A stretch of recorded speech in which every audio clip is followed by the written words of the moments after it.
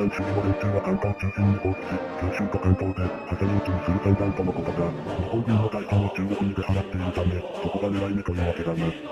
我々の役目は足止めというわけだが、予想される敵勢力は民兵中心とはいえ40万人以上であり、対して我々は9万人も満たない。しかも、我々が関西で防衛作戦を練っていることを敵軍に知らせないなどといった。表向きの理由とは大きく異なる政治的な要因と、各地間の連帯が混ざっている秘密だ。そのため、第三の時を放置する必要があり、すでに大本営により、関西と中国方面軍拡関数をぐらい外放置することが